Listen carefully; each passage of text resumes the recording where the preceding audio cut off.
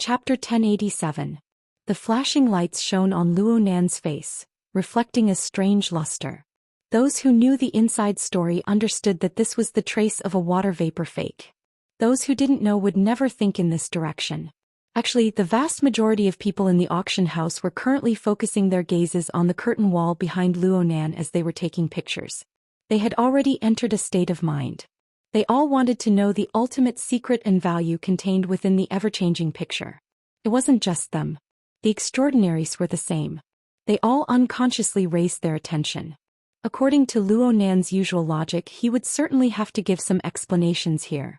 As long as they could receive more information, they would accept it even if he said that they were just listening to a lecture. They even began to warm up. Death, which asked a question, the plateau region in the south-central part of the old continent. It seems to coincide with a view from 2 days ago. It's the wheel hypothesis, right? Abner was extremely sensitive to similar information. Death, which asked, is there any referential significance? I swept a few glances. The researcher seems to be from Xia City's academic circle. Wu Zunliang and Ding Jing are both world-class experts in the field of mutated ecology. They didn't directly analyze the structure of space and time. Instead, they provided circumstantial evidence from the field of ecology. They are quite insightful, and the academic world's evaluation of them is quite high. Romanus would never disappoint when it came to the details of information. However, Luo Nan disappointed them a few seconds later. It's pointless for you to want to know the specific location of the laboratory. Actually, you've already seen the reason. Take this booth for example. It involves a few techniques related to the structure of space and time. I don't need to explain the specifics. Most of you won't understand anyway. The group of extraordinaries looked at each other in dismay. They only heard Luo Nan continue speaking. All you need to know is that the research direction of this laboratory is space-time. If you must find a specific reference, the deep blue world is more suitable. Luo Nan's pupils flickered with an extraordinary splendor. They were reflected in the eyes of practically everyone present. You should all know about the deep blue world, right? Many people's eyes flashed. Regardless of whether they had a basic understanding of the word laboratory, they all knew the words deep blue world. There was no need to mention the meaning and value it represented. Luo Nan turned his hand and pointed behind him. The founders of the laboratory are also searching for another deep blue world over here. At the very least, I believe that there is an extremely high possibility that there is a new plane similar to the deep blue world. Perhaps it is a complete land of resources and treasures. Perhaps it is a shattered wreckage. But there is certainly such a plane. This is because you can see traces of two areas of space and time coming into contact and colliding over there. As he looked at the noisy scene in the auction hall, Star Shaman suddenly let out a chuckle and pursed his lips. He has ulterior motives.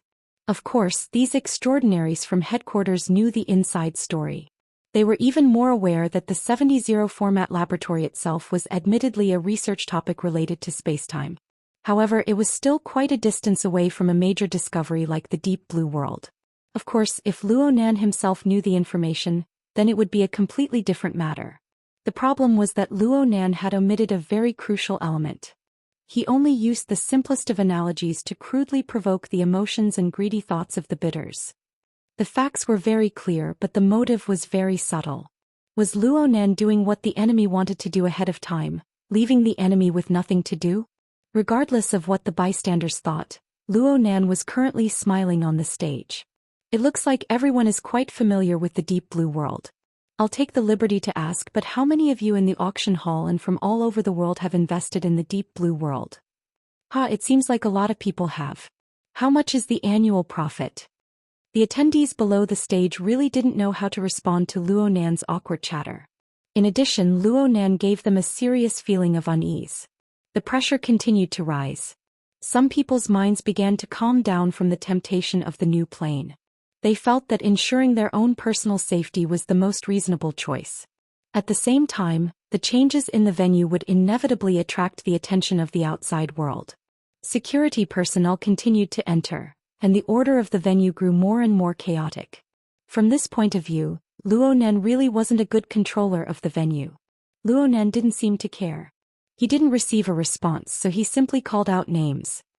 He extended a finger and pointed at an old acquaintance. Mr. Hugging women on both sides. How much profit can you get from that side every year? Everyone's gaze is focused in that direction for a time. Unfortunately, that Mr. Hugging women on both sides was taking advantage of the chaotic scene to abandon his two female companions. He was preparing to leave without a sound, but he was instantly nailed to the spot. In the end, that person was experienced in the ways of the world. He just closed his eyes and forced a smile onto his face. Need to pee. Oh. Actually, Boss Luo, the financial reports from Deep Blue always say the same thing. They're about to enter the period of investment returns. Finally, someone laughed along with him. The laughter spread over a small area, and the atmosphere in the auction hall became much livelier for a time. Luonan laughed as well. Looks like it's going to be very hard. But this makes me even more curious. Why is it that everyone in the Deep Blue world is able to develop it in an orderly manner, regardless of whether there are any profits or not? But when it comes to my side, there's no sign of anything yet, and there are already people stirring up trouble everywhere. The air in the auction hall suddenly turned cold. Luonan was no longer smiling. Everyone, if the coordinates of the Deep Blue world were placed before your eyes right now, the resources and profits there, would you have the guts to do this? Would you be this proactive? Would you do this without Li Wei's permission? Oh, there are many among you who don't know him. There are also many who have come to support us. Forgive me for opening fire, but who told us to be in a capitalistic society? Everyone, how many of you don't have shares in Quantum Corporation, LCRF, Deep Blue, and the Apocalypse Project? These things have really given me quite a bit of trouble recently. Speaking of which, this is the driving force formed by the aggregation and circulation of capital under everyone's name. Sophistry. However, this appearance is the type that I admire. Blood Demon cackled loudly in the room. He applauded and applauded. That's right, these guys. What's the point of beating around the bush? Just directly slap them. The results will be the best. Zhang Yingying, who normally loved this sort of lively scene, found it a bit difficult to laugh. She shot a glance at Blood Demon and ridiculed him to herself. You're probably happy because he's pushing down the wall in a refreshing manner. It's true that Luonan's appearance is very refreshing, but how are we going to deal with the negative effects that follow? Don't look at the multimillionaires in the venue. They were bewildered and uneasy in front of Luonan. It was unknown how many people would feel resentment as long as Luonan made it through tonight. Not to mention the people who were watching the live broadcast from all over the world. In a certain sense, those who didn't come to participate were the true big shots. Perhaps the retaliation from that side would arrive before the auction was over. Zhang Yingying felt uneasy in her heart. She looked at Her Majesty Empress Wu. Her Majesty Empress Wu was no longer reading the Buddhist scriptures, nor was she looking at the situation of the venue on the large screen. She was a bit lost in her thoughts. Her gaze was directed at the cabin wall to the side. It was as if she wanted to see through these obstacles and see something. These were just Zhang Yingying's guesses. Then Luonan's words and actions made her cry out in surprise. Frankly speaking, I really admire the driving force of capital. The simple word benefit is able to move a fellow far more powerful and troublesome than everyone here. Luonan didn't turn his head. He just pointed his thumb backward and pointed at the curtain wall. Figures formed where Luonan pointed. The first figure was a person Zhang Yingying was very familiar with. The Horned Demon. Zhang Yingying knew of Luonan's writing skills, but she didn't know why Luonan had drawn the image of the Horned Demon in such detail. It was as if the Horned Demon had been behind the pack of wild donkeys just a moment ago, and only now had his head popped out. Even though it was a simple sketch, one could see that the Horned Demon's clothes were tattered and barely covered his body. He was like a beggar squatting by the lakeside in a daze. She didn't have the chance to organize her thoughts before she heard Luonan say, "This is the fellow who makes decisions for me. Without him, there's a high probability that I wouldn't have intersected with everyone here. Yes, I'll say it again. He doesn't have my authorization. At least he didn't in the past." Before anyone could figure out what Luonan meant, two more figures appeared one after the other. They were at the very edge of the curtain wall, one on each side. They felt a bit alienated from the main body of the painting, as if they were a bit disjointed. But it was unknown how many people's expressions changed when they saw their appearances clearly. This was especially true for the ability users of the inner world, including the extraordinaries. Of course they knew who they were. Gongqi and Jin Tong. The reason why they paled in fright was because of the timing of the appearance of the figures. But more importantly, the situation that was presented was extremely treacherous. It was different from the settings of the horned demons, which were close to the plateau environment. It was completely different from the appearance that everyone was used to. The impression of the people of the inner world was that Gongqi was normally shrewd, ruthless, and gloomy. He rarely showed his emotions. But what was presented in the painting was his hair and beard standing on end. He had a malevolent expression as he flew forward to attack. As for Jin Tong, he still had a golden band around his forehead. He had a light and fierce appearance. However, he punched forward with a dense killing intent. His mouth cracked open in laughter. It was as if he had killed a powerful enemy. It was as if he had gone insane. This was absolutely not an ordinary scene, nor was it a deliberate ugliness. Anyone with a clear understanding of the situation could tell at a glance that this was the appearance of someone who had reached the pinnacle and was on the verge of decline. If one were to combine reality and consider things a bit more meticulously, it could be said that this was the final moment before death. Yet it was vivid and lifelike. His mind was connected. It was as if he would pounce out from the curtain wall in the next moment and die once more in front of them. Outside the venue, there was silence in a room filled with extraordinaires. The air they exhaled seemed to be wrapped in a cold air. No one expressed their opinion. Even the transcendent death shaman remained silent. At some point in time, everyone's gazes were focused on Abner's face. The latter covered the lower half of his face with one hand, revealing only his tightly furrowed brows. He looked like he was in deep thought. His sustainable and calm breathing, his gradually relaxing shoulder and neck muscles. All these details were enough to explain many things. With Abner's abilities, it was naturally not a problem for him to conceal it. However, his status and habits over the years made it meaningless to control such details. The star shaman and Constance looked at each other. They did not respond. In the end, it was the death shaman who sneered faintly on the mental level. In the auction hall, the people's reactions were a little slow. Among the participants, there were those who could recognize all three metahumans. There were also those who knew one or two of them. There were also those who did not know them at all. However, humans were high-level animals that could communicate. They could always fill in some of the truth through the flow of information. The noisy sound waves of the venue, as well as the dense interweaving of electromagnetic signals, were the carrier and representation of information transmission. In comparison, Kohara Michiko, who stood to the side of the stage, had become an isolated island of information due to her awkward situation. There was no hope for communication, but this kind of loneliness could stimulate her thoughts. She was a bit absent-minded. She wanted to seize the opportunity to leave, but she felt that she might miss an opportunity to save herself. In the end, she looked at Luo Nan. She looked at this young expert who had warped her fate. She suddenly had a feeling. Although Luo Nan was facing the venue right now, there was no one in his eyes. Even if he were to engage in interaction, he was only following a script that had already been designed. He was walking step by step. This was not arrogance, nor was it rigidity. It was just that the situation had developed to this point. The conditions were ripe for success. There was no longer any leeway or possibility for change. Luo Nen made a large movement at this time. He was still facing the venue. His arms were extended and his thumbs were flipped backward. He tapped twice on the two deranged portraits on the two sides of the curtain wall. He appeared frivolous and casual, but it matched his age. Actually, the listing of these two names is a bit offensive. It's unrelated to the main topic. But a friend keeps urging me to not always present Buddha with borrowed flowers. He says that I should take the initiative to take out some decent auction items and join in the fun. So I'll deal with it for the time being. Of course, I know that most people are too lazy to bid right now. It's fine. We'll talk about this later. Luo Nan returned to the main topic, regardless of whether or not others understood the deeper meaning of his words. I just talked about the location of the laboratory and the object of research.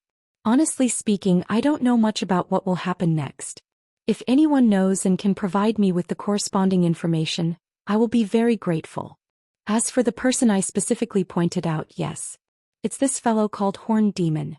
It's because he dug out the laboratory that had been sealed for over a decade.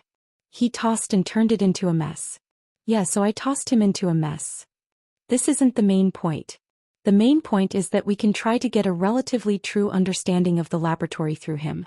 Truth be told, this is the first time I've tried this move. Even though I've prepared for several hours in advance, it's still hard to tell the success rate. It's normal to have a bit of risk. Everyone wants to leave. But it's a bit too late. Luo Nan's voice fell. He didn't care about the changes in the expressions of the bidders in the auction house. The creaking, trembling, and scraping sounds of the booth beneath Luo Nan's feet clearly intensified. At the same time, the curtain wall also undulated and swayed. The lines of powder that formed the picture seemed to be shaking off. In the image of the curtain wall, Gong Qi and Jin Tong were fine on the two sides, but the horned demon in the middle was greatly distorted. The highland lakeside environment that existed in the background was similarly distorted. But while it was distorted, it was gradually dyed with other colors as if by magic. The color of the curtain grew lighter and the lines of the picture gradually grew deeper. It was natural and clear. It was as if the whistling of the wind and the gurgling of water could be heard. It wasn't as if there really was wind. It brushed past the direction of the curtain wall. There really was water. It flowed out from the cracks in the booth. The auction house was in chaos. Order nearly collapsed from the moment Luo Nan said, "It's too late." Let's not talk about how these rich and powerful people, experts and security personnel tossed and turned. There was no doubt about it. The cool wind that carried the smell of grass in the wasteland and the running water that suddenly reached their ankles had already made contact with each and every one of them. Cries of alarm rang out without end. Some people even yelled at Luo Nan, telling him not to go too far with his jokes. In fact, there were still people in the auction house who felt that this was very likely a kind of load-free virtual environment, brought about by some sort of brilliant technology. But no matter what they thought, this experience, which was formed from real or fake sensations, was this. It was as if people were sitting in a large boat that was already leaking water. They were sailing toward the lake shore that was depicted, displayed, and warped by the curtain wall. Right in front of them was the horned demon. He stared blankly at the boat as it sailed over. He suddenly laughed inexplicably. The corner of his mouth split open all the way to the back, all the way to the area behind his ears that couldn't be seen. Just like that, his cheeks were torn apart, his head was torn apart, and at the same time his entire body was torn into pieces. The screams grew louder, but the scene before their eyes didn't change according to the people's will. The horned demon's body was torn apart. But fine sparks of electricity leaped between every torn piece of flesh, bone, and internal organs. Yes, it was just like how Luo Nan's pen moved. The sparks of electricity weaved and crisscrossed densely within the empty areas of the shattered limbs. It formed a faint door curtain shape. In this way, a bewitching door was formed on the shore with flesh and bones as a support. The magneto-electric sparks formed a curtain. People moved toward this door. They could practically smell the stench of flesh and blood being torn apart. They got closer and closer to the densely woven sparks of electricity. Later on, the sparks of electricity leaped about to penetrate into their hearts and lungs. They pulled out the same components and fused them inside. Then would their bodies be the same? Would they soon become the same as the horned demon? Fear quickly spread through the hearts of the 100 or so people present. The fear tightened, making it impossible for them to breathe. Their limbs went numb. As for whether it was the effects of suffocation or the consequences of being cut by the sparks of electricity, who knew? There were already security personnel who instinctively pulled out their guns, but they didn't have the courage to raise their guns and take aim. They were even absent-minded. Whether it was the rich, the experts, or the security personnel, their identities and values were all blurred at this moment. They were just helpless passengers on a broken ship that was about to sink. The ship was clearly about to reach the shore. But what they faced was an even more unknown and inexplicable terror. As the body of the ship moved forward, the door curtain of interweaving sparks of electricity and fire on the bewitching door gradually split open from the center. It was hard to see the original shape of the horned demon as it opened and closed. Instead, a pitch-black background that was completely different from the scene at the lakeside of the wasteland was gradually revealed within the hollow of the skeleton. Luo Nan snapped his fingers and the curtain wall, that had no sense of existence, shook violently once more. This time the powder on the surface really did rustle and fall. A large area of the central region was shattered into pieces. Then it turned into a large amount of dust particles and transformed into a whistling sandstorm within the pitch-black background. Chapter 1088. The sandstorm assaulted their faces. Right now, no one felt that this was a simple painting, and this was indeed not the case.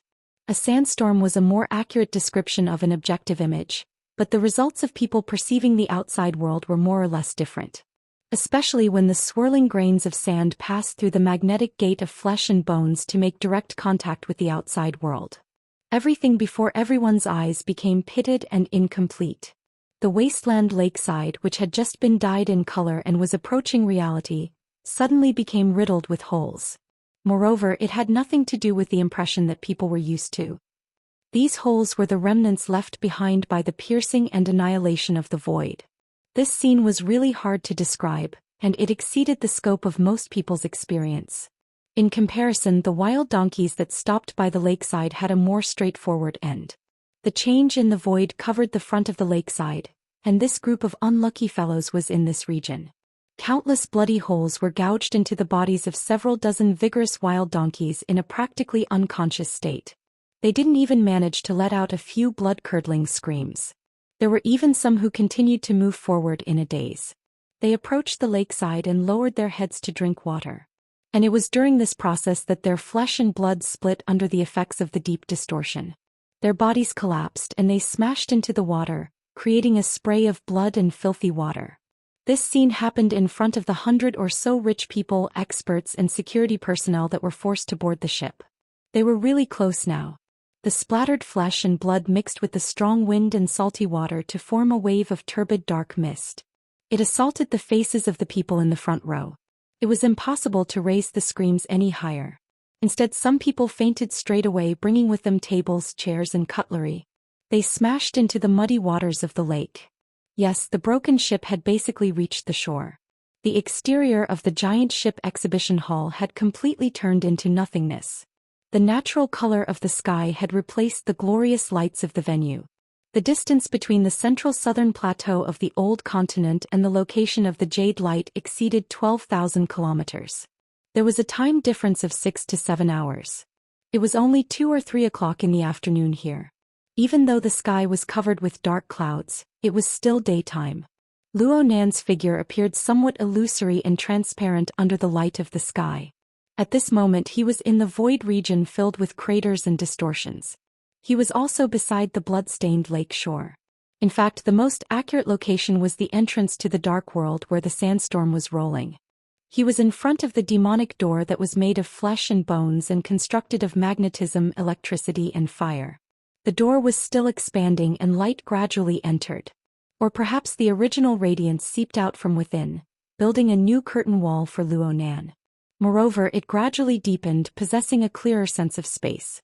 It was precisely because of these lights that they formed a spatial cross-section in their field of vision, allowing people to see that the equipment on the original booth had already been moved in, and it seemed to have been properly arranged.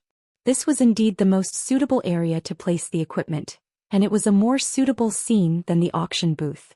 It was just that the situation was so urgent that most people wouldn't care about these details at all.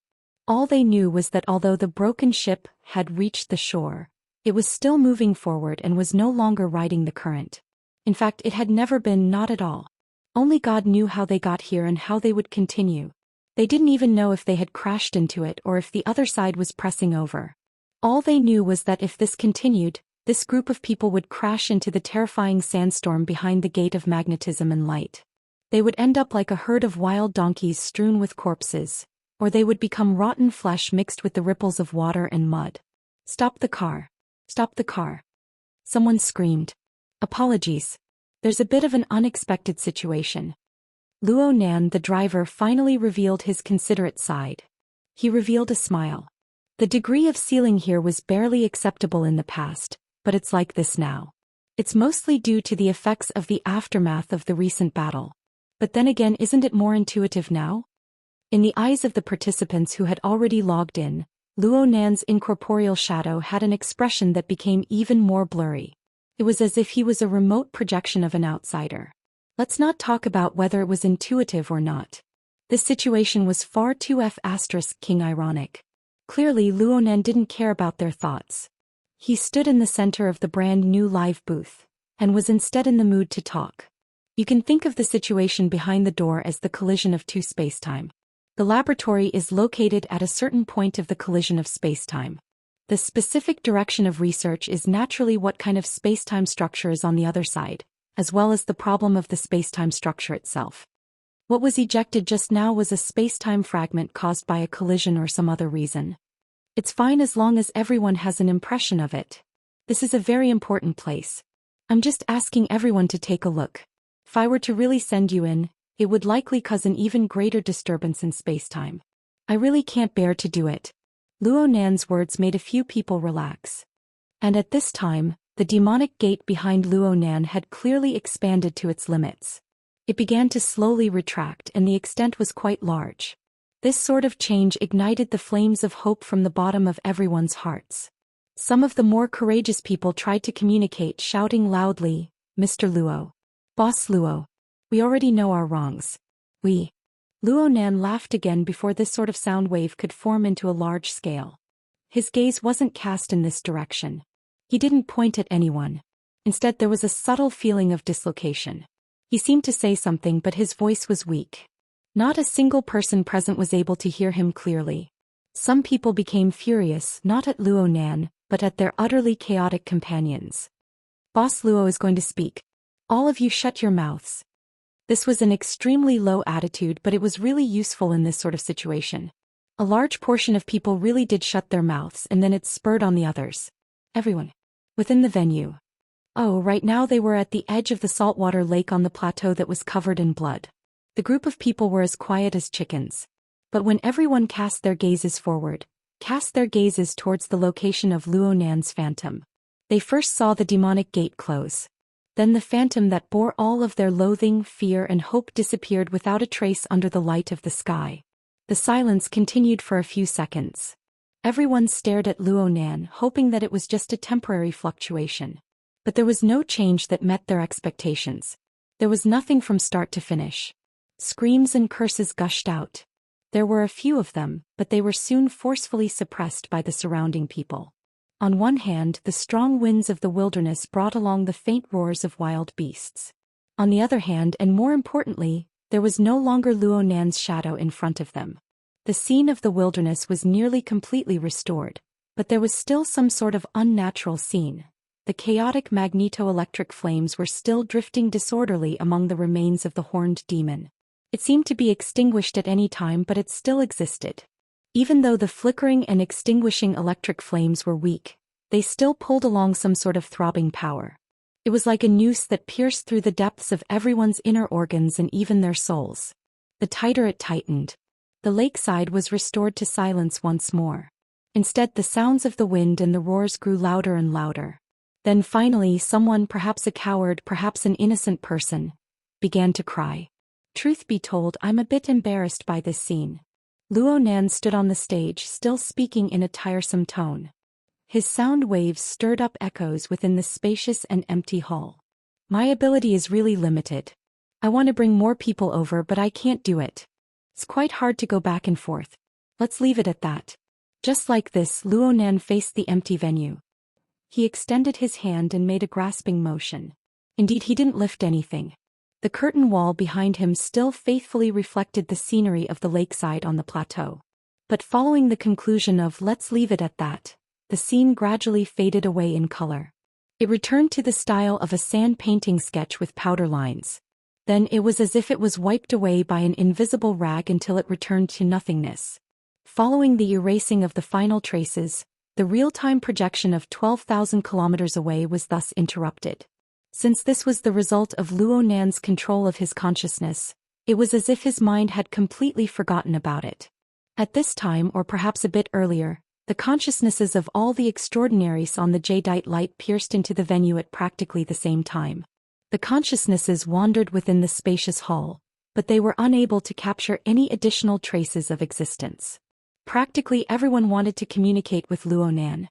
But in the end they had nothing to say under such special circumstances. Abner was one of the first extraordinaries to give up on the idea of communicating ahead of time.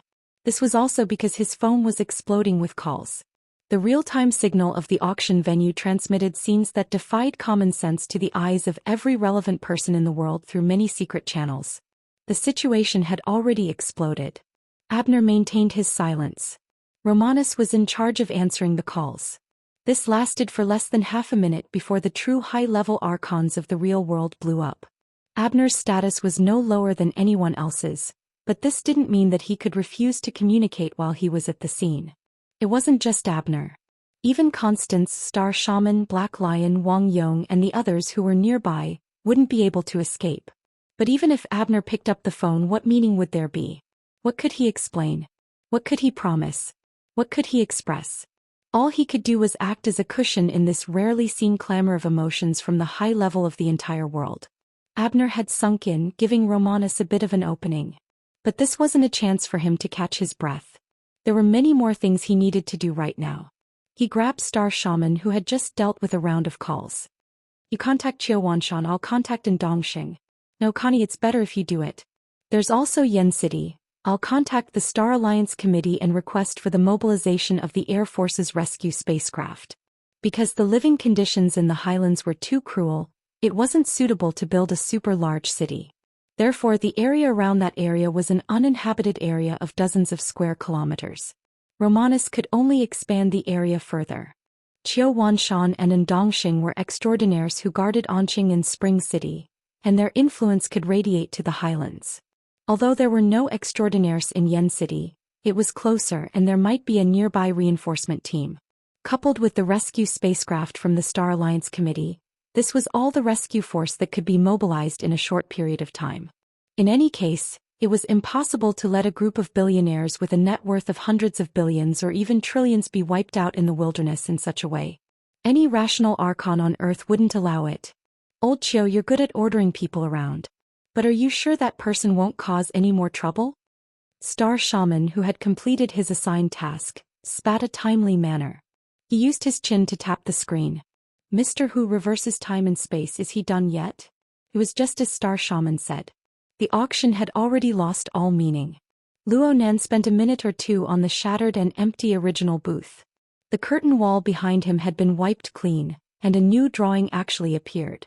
No, it couldn't be considered new. It was a small reincarnation. Luo Nan's earliest drawing of the Pacific Ocean world map appeared once more. There were two markings representing the Jadeite Light and the Highlands lakeside on it. There was also a connecting line between the 2 points that represented a length of 12,000 kilometers. Luo Nan coughed lightly. He faced the empty venue, and of course there were still those diligent and conscientious working cameras. Thanks to modern technology, he didn't need any live cameras. He could just make do with a rock arm. He clearly wanted to say something, but who was he talking to? In a few breaths of time, new markings were added to the world map. There were many more this time. Anyone who had a slight understanding of modern world geography would immediately know that the vast majority of the markings were distributed in various major cities. Some had only one, some had 2 or 3, some had 4 or 5. The ones with more markings were squeezed together due to the small scale. If one were to think about the meaning behind it, it would be enough to make many people change their expressions in shock. Abner cut off the connection to an archon. His gaze swept across the markings. He ignored the markings that were gathered in various major cities. In the end, his gaze locked onto the ocean region far away from the cities and even the continents. Is Mao Xingye in T-City? He seems to have returned to his little island. Ask him if he's there. Romanus responded. But before he could move, Abner shook his head at him. At the same time, Abner connected to the communication. Director Mao, your vacation is too long. The location is too monotonous. The death which sneered in the nothingness. What's the use of trying to show off at a time like this? Abner's expression didn't change. He simply communicated with Mao Xingye before hanging up. He confirmed the authenticity of Romanus' information. He went back at noon today. He's been watching the live broadcast. The room entered a deathly silence once more. Speaking of which, Luo Nan's water vapor body was becoming more and more blurry and transparent under the high light. It made people understand that the method of distorting the distance between space and time must have consumed a considerable amount of energy. But so what? It was impossible to surpass the North Sea with Mount Tai. There was a fundamental difference. He faced the camera and used a casual attitude to organize his words. He said, "Thank you to everyone who is still paying attention. Everyone is quite scattered. But thanks to modern technology I can communicate with you without any hindrance. There's no need to say too much under the current circumstances. But I've thought before. You guys are experts in making money from doing business. I'm more proficient in reversing space and time. The problem is that the two fields are too far apart. It's hard to avoid the fatigue of talking like chickens and ducks. So, some words need to be said in order to avoid misjudgments and to avoid playing dumb. Of course, it would be even better if I could find a resonance point. I think I've already found one.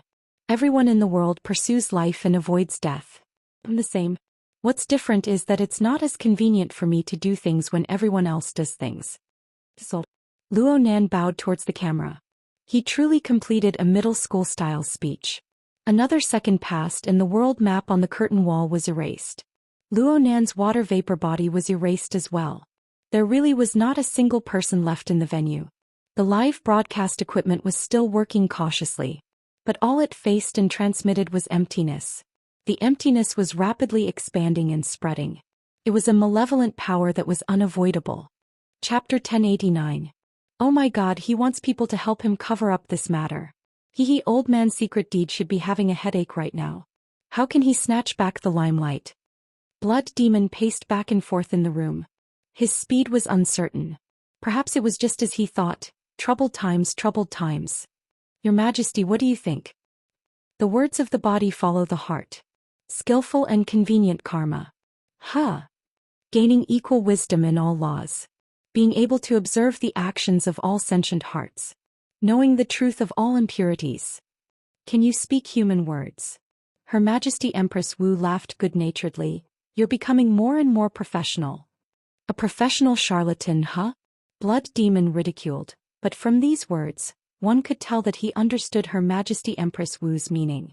What Blood Demon meant was that Luo Nan was no longer like before. He was no longer speaking profound and sophisticated words that normal people would find hard to understand. Instead, he was using skillful and convenient methods to stab at the point the target was most concerned about, the weakness they feared the most. This matter sounded simple, but it was just as Her Majesty Empress Wu said. To truly realize it required absolute magical power. On this point, Luo Nan pointed directly at life and death. He was skillful in observing people's hearts. After all, who wasn't afraid of death? But to be able to achieve such an effect, the power he displayed truly exceeded everyone's imagination. Blood Demon made an assumption. He placed himself on the opposite side of Luo Nan. He didn't think for too long before he felt like his brain was about to explode. Perhaps right now, directly over here.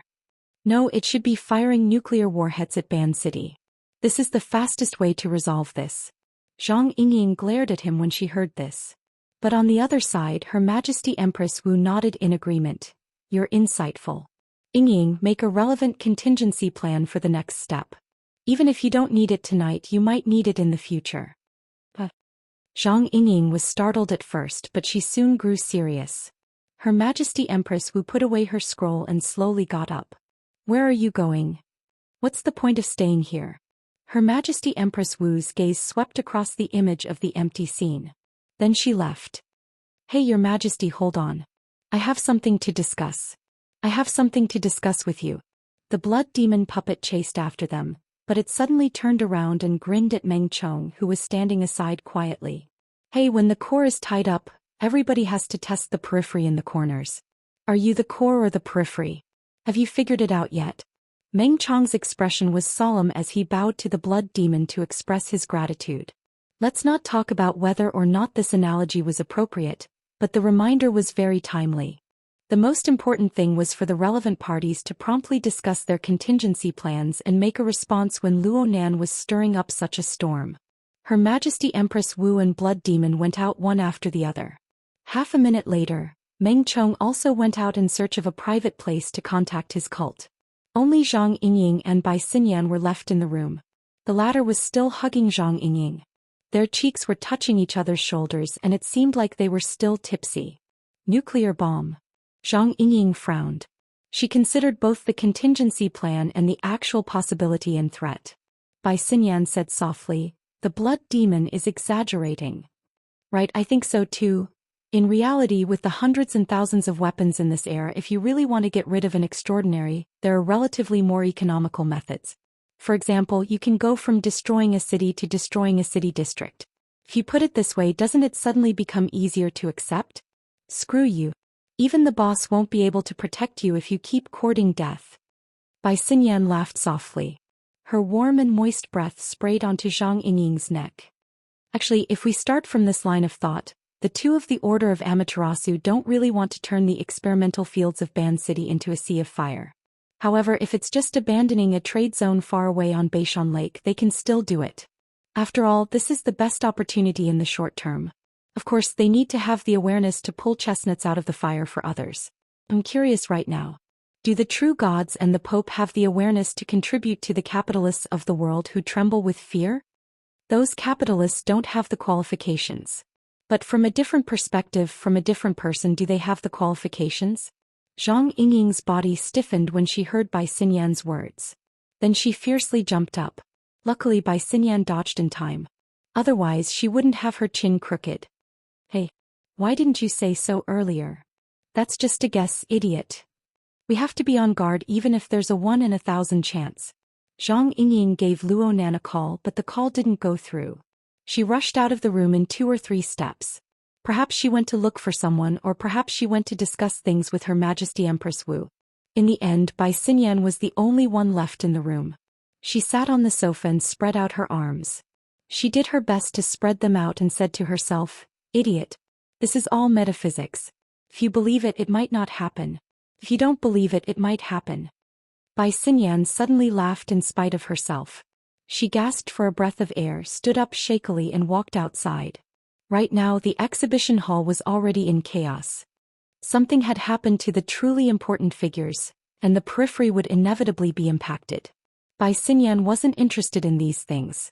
She continued to walk forward, slowly walking out of the exhibition hall. She entered the express passageway and left Area C, heading toward the bow of the ship. She didn't feel anything in the sealed exhibition hall, but on her way her line of sight passed through some open areas. She saw the night sky outside and she discovered that the jade light had already sunk into a certain foggy area at some unknown time. The originally brilliant lights could only be painted with gorgeous patches of color within the fog. She couldn't see the sky. She couldn't see the sea. Not a single figure could be seen on the deck area. Even if there were people, they would basically be completely submerged within the fog. On the other hand, those who were still lingering on the deck at this time had courage that far exceeded that of ordinary people. Bai Xinyan's feet didn't hesitate at all. She stepped onto the fog-filled open-air area. She arrived at the pool deck. It was the place where Luo Nan and the other extraordinaries chatted and conversed in the afternoon. Luo Nan was still in the middle of the pool, debugging that ox demon. But right now there wasn't a single person in sight. Was she not here? Zhang Yingying didn't come either? Bai Xinyan shook her head. It didn't matter. It was just a guess. Mistakes were inevitable. She didn't have a clear goal in coming here. It was just that her value on the cruise ship was close to zero at this stage, so she came here to find a sense of existence. Since there was no one here, then... A phone call suddenly came in. Bai Xinyan raised her eyebrows when she saw the caller ID. She immediately picked up the call. "Oh my, it's boyfriend Sang. You actually have the time to make a call. Your time management is top-notch. I'm borrowing your place to hide. I also want to ask you something. How's the progress of your relationship with Boss Luo?" Wang Yu's voice was transmitted over along with the sound of the waves of the ocean. "Is this something a boyfriend should ask?" I'm really ashamed. Honestly speaking, I'm actually a bit bewildered and excited. But even if I don't ask now, someone will ask in a bit. Didn't you notice that your mentor is also on the one-way trip to the plateau? It looks like he trusts you. He's complaining and angry. His brain is a bit fried. Otherwise, he wouldn't waste so much effort to compete with others in terms of authority and forcefully call me. Of course, he'll be begging you later. I can help you transfer the call. You're welcome. Hey, what a mess. Bai Xinyan stuck her fingers into her phone screen. She stayed in the dense mist for a few minutes, her hair getting wet. She was just about to tidy up her hair when the gaudy and irritating functions of modern communications came into play. Wang Yu established a 3-way communication channel and then exited the group chat. This way Bai Xinyan didn't even have the chance to refuse. He called her mentor. "Blanche, I need your help. The senior expert, Dr. Clay's tone was still relatively calm. He called Bai Xinyan by her nickname as if it was a daily call. He didn't seem like Wang Yu's brain was fried. But the reception of the communicator was too good. It was to the extent that the weeping and cursing of the surrounding people could be faintly heard. Bai Xinyan also spoke in a normal tone of greeting. Teacher, your luck today isn't good. It's not completely bad.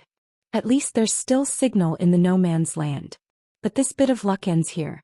I feel that Luo Nan just vented his anger. There won't be any more. Thank you for your consolation. I also have this kind of hope, but the problem we're facing right now is more direct.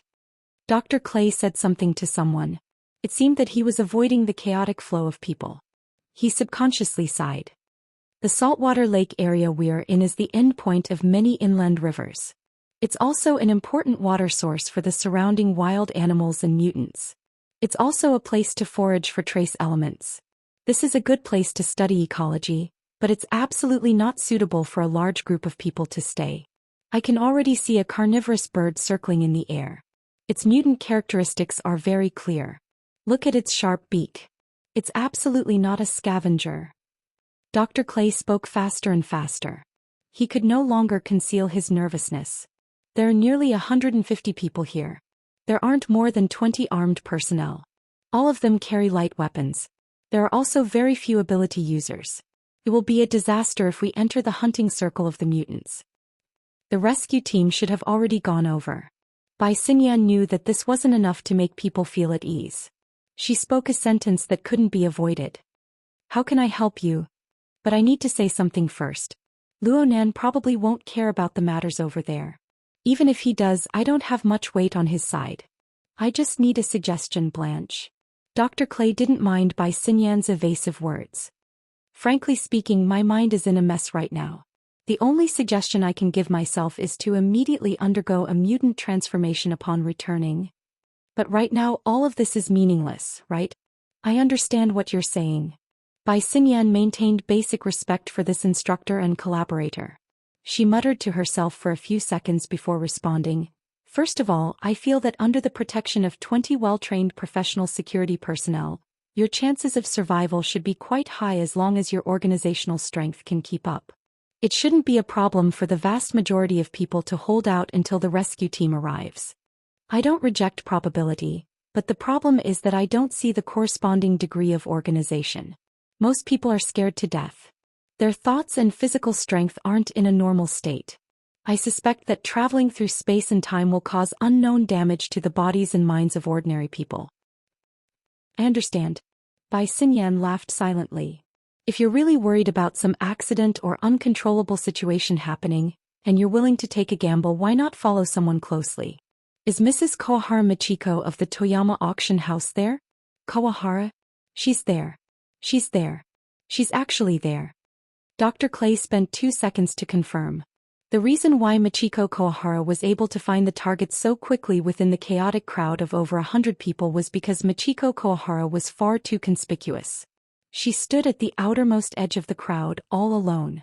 It was as if she had been isolated by everyone. It was as if she had cut herself off from the group.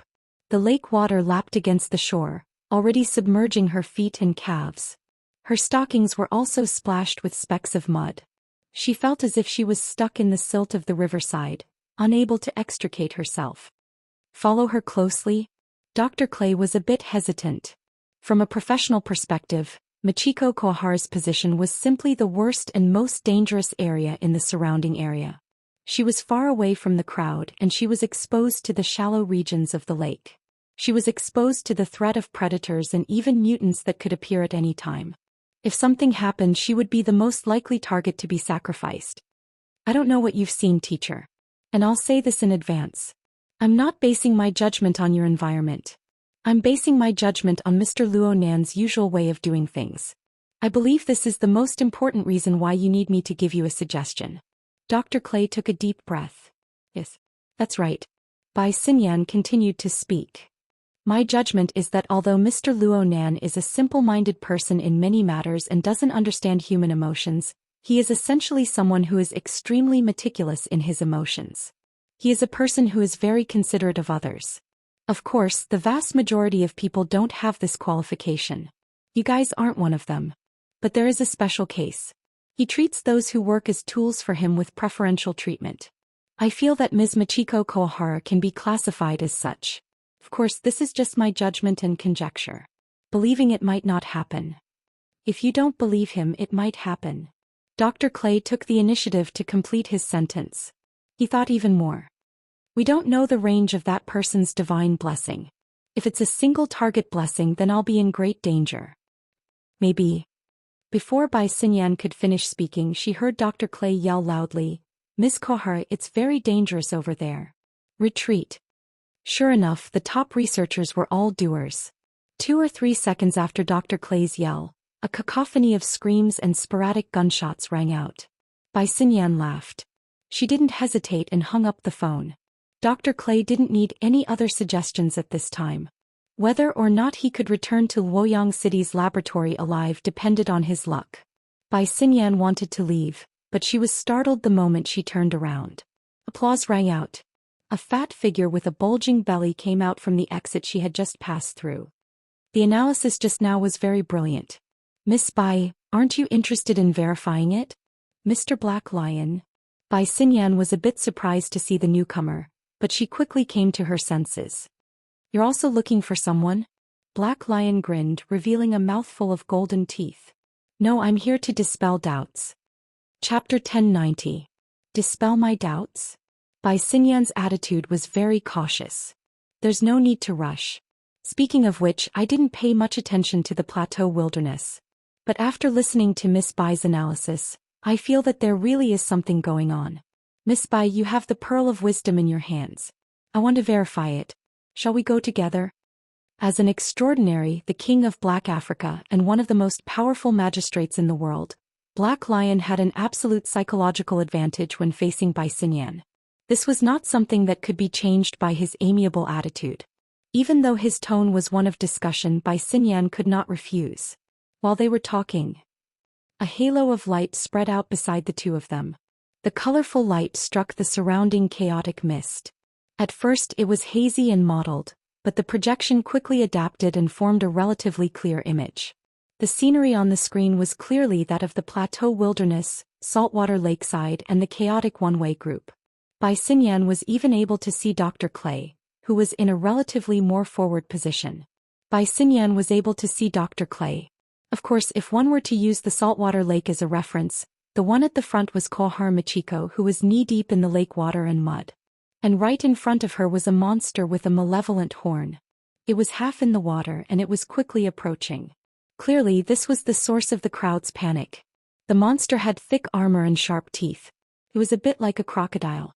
There were blade-like bone spurs on its forehead. They were like hard fins that cut through the water. They split the water surface and quickly closed in. The projected image was a bit shaky, but it was not just because the photographer was panicking. Upon closer inspection, one could see that there were clear traces of technology splicing on the image. It was probably a combination of the people recording the scene and some low-altitude satellite images to form the effect of a live broadcast. And judging from the time of Bai Xinyan's call, there might be some delay. Even though the conditions were shabby, the only people who could watch such a real-time live stream at this stage were the Archons, who had extremely high authority like Black Lion. Perfect timing. Black Lion rubbed his stomach and turned to look at Bai Xinyan. You said this woman would be fine. Before Bai Xinyan could open her mouth, a figure stood out from the group of one-way tour groups that were retreating in panic. It was Dr. Clay, who was moving in the opposite direction. With extraordinary courage, the man of action took another 2 steps forward. Then he took advantage of his expertise and shouted, "You're a professional. It's the Highland Water Arrow Dragon. The water arrows shot out by its hollow bone spurs are poisonous. Whether or not it would work was another matter." Attitude was very important. The Black Lion chuckled. Just as he was laughing, the water arrow dragon in the projection had already assumed an attacking stance. In the next second it sprayed, but what it sprayed was not the so-called poisonous water arrow, but a flash. The flash of light exploded in the middle of the hollow bone spur that should have shot out the poison water arrow, forming a dense electric-magnetic fire that instantly proliferated and spread. The water arrow dragon did not have any vocal organs. When it suddenly opened its huge mouth, 3 to 4 rows of densely packed teeth could be seen. They were also shrouded in electric light and magnetic fire. It made one wonder if the inside of its body was also filled with the same power. This was not what Dr. Cly had warned about, and it would not be the same. Only now did most of the people suddenly realize that this scene, or more accurately, why did the flashing electric flames look so familiar? Only aptitude users like Black Lion and Bai Xinyan could see the sequence of events clearly from the projected image. The flash of light did not come from the water arrow dragon at all. It was a reverse impact. The flash of light passed by Dr. Cly and brushed past the shoulder of Michiko Kohoro, who had already fallen to the shore. It hit the bone spur fin on the forehead of the water arrow dragon. It originated from the wreckage of the magnetic light portal on the shore that no one dared to set foot on. Only God knew what the mechanism was, but it really seemed like there was a magnetic induction that attracted the electric-magnetic fire and accurately hit the target. The water arrow dragon's thick and long tail swung up, exploding water and mud all over the sky. Then the cycle repeated itself. This was not hunting, but it was struggling. The flashing electric-magnetic fire wrapped around this aberrant species. It was dazzling, almost making people think that another portal had opened. It was not. It was just that in its suppressed and intense struggle, its originally fierce and tyrannical body began to distort and deform. The degree of distortion became greater and greater. In the end, the scales disintegrated and tore apart, exposing the bright red flesh. It also sizzled under the electric fire and magnetic light, twitching and deforming violently. Sometimes, there was even a sudden huge stretch, as if all the flesh and blood under the broken scales were forcibly extracted. Is there something inside? The Black Lion subconsciously ground his black gold teeth. He was quite engrossed in watching. Bai Xinyan narrowed her eyes slightly, but this was to adjust her eyelids that were twitching due to the fluctuations in her heart. She did not respond because she did not know how to answer. But she did see that as time passed, the flesh that had been forcibly twitched and twisted did indeed faintly pinch into a vague outline. What does it look like? The Black Lion asked again. Bai Xinyan still did not speak, but her mind was basically clear. It was somewhat like a fetus in a mother's womb. Or to be more direct, it was like a curled-up humanoid creation. Following this outline, it seemed that the lines and boundaries of the limbs and torso could be seen. She could even see the corresponding stretching and struggling movements. Before the conclusion could be reached here, there was another bang in the sky. This time, the spliced view of the live broadcast was unable to keep up in time. It took a second or two for it to react. But thanks to the spliced view, the fake live broadcast used several times the speed to act as a connecting segment. It basically restored the situation at the time. In the sky, the aberrant bird that Dr. Clay had mentioned was twice the size of an ordinary eagle. It had been circling and approaching without end. Then it suddenly exploded, turning into a splatter of blood and gore. No one was able to clearly see what species it was. In the blink of an eye, the blood and gore were restrained and kneaded by an incorporeal power. It was as if some figure was about to emerge from within. It was practically the same situation as the water arrow dragon on the surface of the lake. What is this? This is a good thing, a good thing. That Luonan. Mr. Luonan doesn't wish for anything to happen. Something big to happen. These words weren't wrong. After all, the two mutants that posed the greatest threat to humanity had suddenly been obliterated. Even though the process was a bit bloody, the result was good. It wouldn't be too much to expand on this a bit, right? Many people on the one-way group revealed expressions of joy. They communicated with each other in whispers, and they used the satellite signal of the wasteland to call for external help. They were much more confident now. The professional security personnel at the scene finally took advantage of this time to catch their breaths. They began to play their role. They held a meeting and began to discuss how to get the big shots, rich people and experts to gather and arrange their positions. This was to facilitate the follow-up security work. During this time, Dr. Clay even made a special trip to the lakeside. He helped Kohara Michiko up and brought her back. This lady was covered in mud and was in a sorry state, but she received a lot less cold glances. Everything was progressing in a good direction. This sort of mood reached its peak when a high-speed drone appeared in the sky. Very soon, a well-connected big shot announced that this was a mobile troop from Yen City in the wilderness. They had been ordered to send reinforcements here. Looking at the wings, it was obviously a model of armed forces. This meant that the conventional forces of the civilized world had formed a solid support force. Cheers rang out. The drone hovered in the sky and gradually approached. Many people on the ground also waved in the direction of the drone. No matter what the process was, they finally saw hope. Bang. A low-frequency sharp sound suddenly rang out. The drone high in the sky suddenly shook, and without any follow-up reaction, it directly exploded into a ball of fire. A rain of fire fell from the sky, causing everyone to scream and cover their heads to avoid the danger. Fortunately, the impact of the explosion pushed most of the debris away. It streaked over people's heads and smashed into the edge of the area. The largest piece happened to hit the lakeside area, causing the surface of the lake to burn. Black Lion sighed as if he was watching an exciting drama. However, in the highland wilderness tens of thousands of kilometers away, the members of the one-way group really broke down. Someone shouted again, "Over there, over there." The so-called over there was the lakeside. Electric light and magnetic fire lingered there, and now they were wrapped in the fireball. It was like a furnace, causing the mass of twisted flesh and blood to continue melting and coalescing. So much so that the human silhouette inside became clearer and clearer. Black Lion and Xianxia were not the only spectators watching from afar. More and more people in the panicked scene noticed this. "Hehe, it really looks like the work of Brother Luo Nan," Black Lion commented. Such a scene was really like a painter or sculptor hiding in the invisible, using flesh and blood as the material to continuously paint. "Is this the divine grace you were talking about?" Then what was drawn was the angel under his seat. Black Lion guessed with great interest, but as he spoke, the smile on his fat face faded. Xianxia turned her head to glance at him, then quickly withdrew her gaze. She still did not speak. In the blink of an eye, another light explosion occurred on the lake. Some of the excess flesh and blood were expelled, erupting into a thin layer of bloody mist.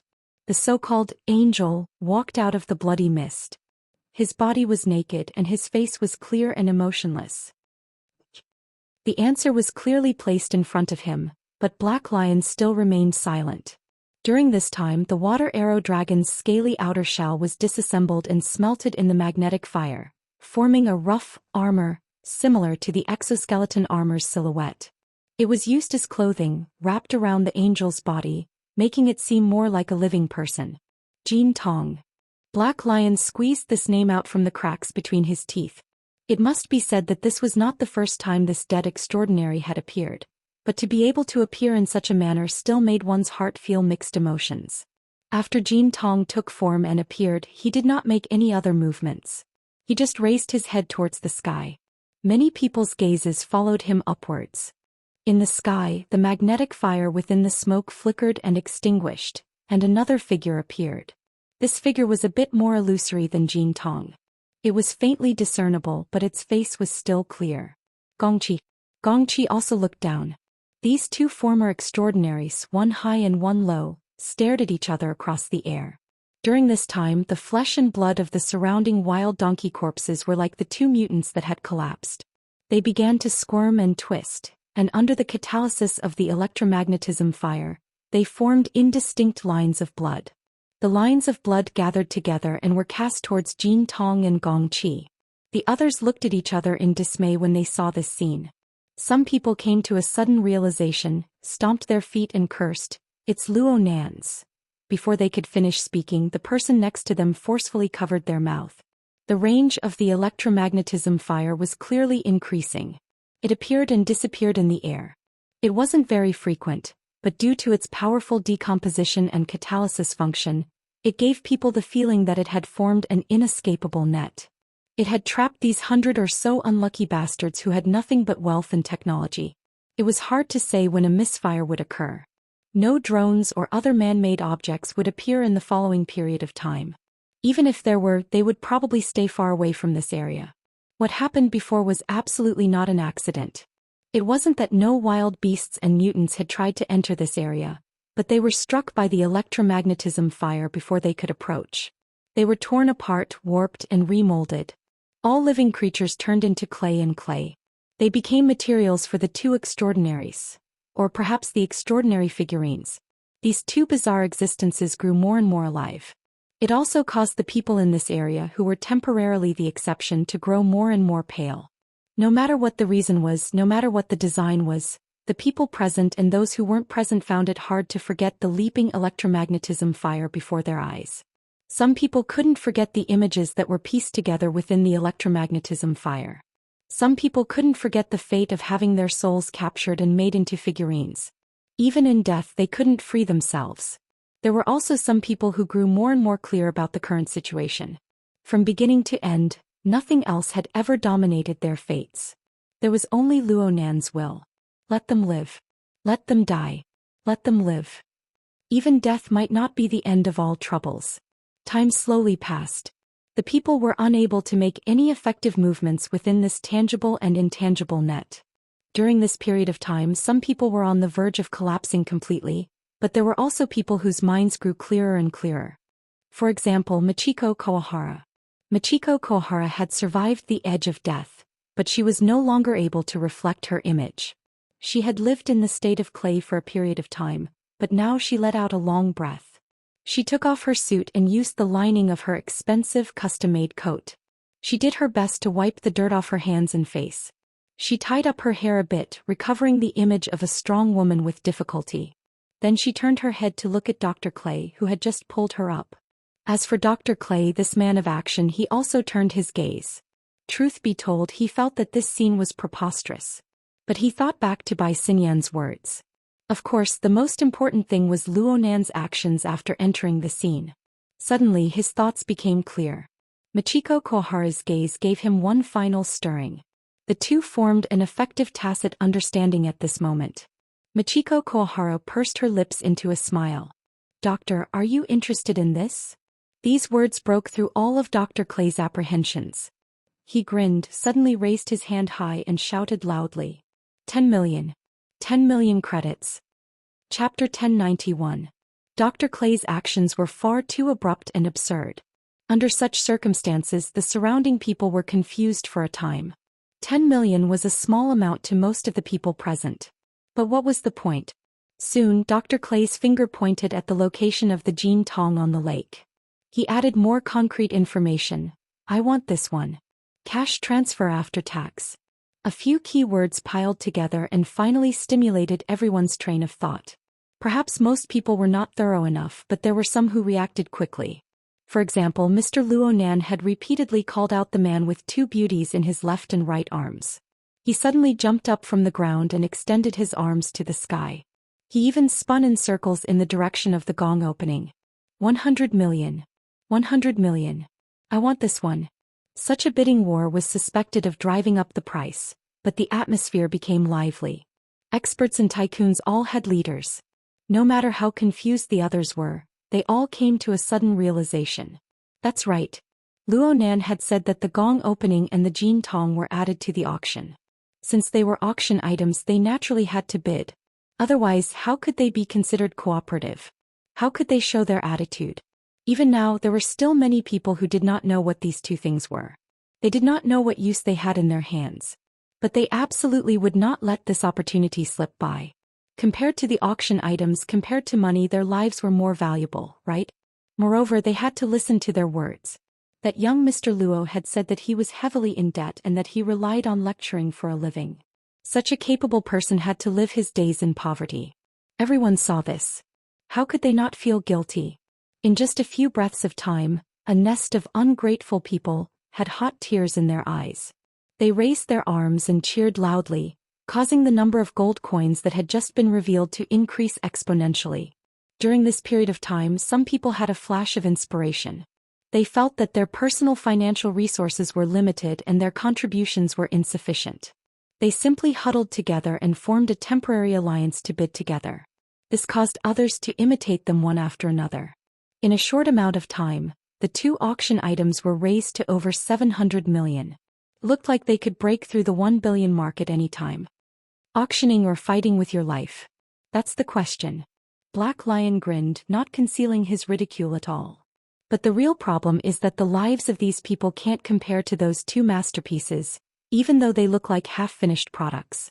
As he spoke, Black Lion made another call. "Hello, is your phone auction line still there?" "So straightforward." The black lion looked back at Bai Xinyan and complained, "Someone is more anxious than me?" As he spoke, he turned the projection into picture-in-picture mode and connected to the auction house's signal. The auction hall was supposed to be empty, and it was indeed empty. However, at this time the lights at the edge of the booth flickered and there was a ringtone. It was the light for the telephone auction. Someone was bidding, and it had nothing to do with the reason of saving his life. "Are there so many bored fellows like me?" Black Lion said, but he did not hesitate to use his authority to join the bidding. Bai Xinyan pursed her lips slightly. She looked at the projection that was split on the surface but unified in substance. She looked at the arms that were waving vigorously by the shore of the saltwater lake.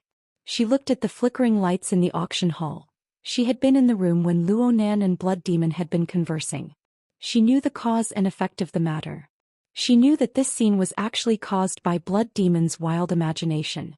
However, even Blood Demon himself would not have thought that Luonan would actually use such a method to draw cards.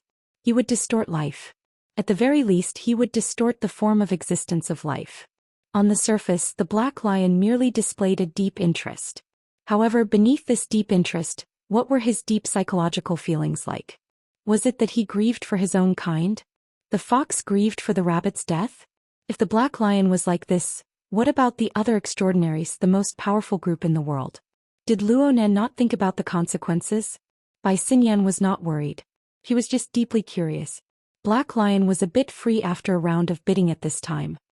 He turned his head to ask her, "Miss Bai, according to your understanding, should we think deeper or shallower about Brother Luonan's actions? What does it mean to be deep? What does it mean to be shallow?" The Black Lion knew that she was asking a question he already knew the answer to, but he still said a few more words. If he thinks deeper, then he has an even deeper calculation layer upon layer. We have yet to capture his true goal. If he thinks shallow, then he actually doesn't think too much. It's just that we have overlooked some problems. The Black Lion should be said to have thought deeper for things to reach this point. Everyone thought deeper. Of course, Bai Xinyan would not say this. She just combed the hair in front of her forehead and smiled. "In short, it's just that we don't know." The Black Lion shook his head. "This doesn't mean that we don't know. No, I think that because we don't know, we don't know." "What do you mean?" "Well, it wouldn't be appropriate to continue talking about this. Relax. Secrets don't spread to 6 ears." The Black Lion spoke carelessly without sincerity, but then he suddenly paused. "Yes, it really isn't appropriate right now." Bai Xinyan subconsciously followed the Black Lion's line of sight and looked back. She saw a figure faintly discernible within the thick fog that pervaded the air. It was floating above the pool. It seemed as if it would become clearer, but it also seemed as if it could melt into the depths of the fog at any time. Luonan. When did he come? Bai Xinyan's heart skipped a beat. Luonan did not pay attention to this side. He just quietly and attentively looked at the clouds in the sky. He was alienated from his surroundings. It was like the colorful scenes around the Black Lion and Bai Xinyan.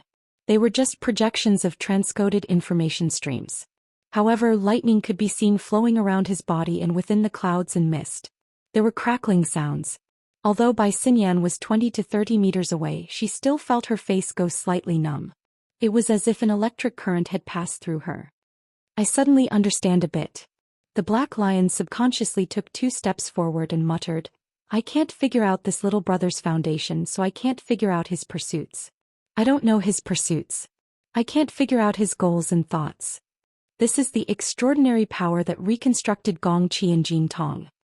At this moment, it was hard to tell if lightning was flickering in the depths of the Black Lion's eyes or if fire was bursting out of the Black Lion's eyes. He did not conceal the desire and greed in his heart at all. Finally, Luonan seemed to have sensed this. He turned his face. The Black Lion grinned and waved at Luonan. Luonan just looked at him quietly. His thoughts naturally fluctuated and his will flowed through the air. The Black Lion was an example. A good example. He was one of the hundreds and thousands of people who revolved their thoughts and wills around the electro-optic magnetifier. Luonan did not necessarily need to see them. He just needed to sense them. Naturally, he could use this to turn their wills into magnetized iron powder. The magnetic field of Luonan's existence caused them to rustle and tremble. This situation was similar to what Mr. Bai had said. The psychic technique needed to capture the magnetization effect and the Heavenly Yuan Empire's psychic core interference. However, it seemed to be quite appropriate to match the soul magnetization of the magnetized mica jellyfish. Upon closer inspection, it was nothing more than the difference in degree and level, the result of initiative and passiveness. Although the saying, of the same origin but different origins, all streams return to the origin, was merely an approximate solution obtained from the laziness of human thought and infinite simplification, there was indeed a reason behind it. At the very least, it could break through the barriers of knowledge in a certain domain and level, achieving the effect of connecting in one breath. At the very least, at this moment, this penetrative sense swept away a considerable portion of the superfluous information flow that Luo Nan mobilized. This caused his state of mind to become all the more pure and clear. And the more it was like this, whether it was on the level of worldly wisdom or in the domain of extraordinary strength, Luo Nan's magnetization power became purer and more powerful. The effects it formed became more and more direct. Luo Nan felt that the conditions were sufficient. The most powerful, wealthy, and relevant professionals in the world. These people, who were possibly the most assertive in the world, were bent by tyrannical strength and confused by inconceivable changes. They completely followed Luo Nan's designed train of thought. The energy squeezed out could be completely applied to the current modification project of the large magnetized mica production line. It could be used in the construction of the petri dish. It could be used to add bricks and tiles and inject raw materials into the petri dish. In comparison, this was even more suitable than Ox Ghost's Tree of Nothingness. It was even more suitable than the Poseidon version of the belief system that he had yet to borrow. It wasn't strength or thickness. It was a pure and appropriate design of the environment. The lacking structure of the petri dish on the large magnetized mica production line could be seen rapidly constructing and multiplying at a visible rate. Regardless of whether they were present or not, all of them had been magnetized. Among the targets that had been magnetized were those extremely fine, tiny, and even extraordinary powerhouses. The electric fire that was hard to observe quickly flickered and extinguished. And within this special magnetic field, it gradually began to interact. Though there were thousands of mountains and thousands of miles of oceans, these extremely fine electric fires possessed the nature of distorting and piercing through space and time. They also relied on the frame of Luo Nan's soul cloak. Whether it was 100 kilometers, 1,000 kilometers, or 10,000 kilometers, they all possessed an astonishing tendency and synergy. They resonated and resonated. They echoed with each other from a distance. They tempered and tempered each other. Though it was not visible, Luo Nan's level of knowledge and understanding was 10 times, 100 times more intense and turbulent than what the huge gales and waves of the ocean could display. And amidst such intense changes, the mica, which was closely blended with the clouds and ocean, began a process of frequent replacement. It was like a crazily molting snake. Normal metamorphoses were no longer able to satisfy its restlessness. It smashed itself against hard rocks, riddled with scars and badly mangled flesh. At the same time, it ate in a frenzy to replenish its nutrients. Its belly swelled up and its body deformed. The vast sea surrounding the jadeite light was affected by the mica's feeding. The believers behind the petri dish of Ox Ghost all experienced disturbances. In comparison, the former was a bit more berserk.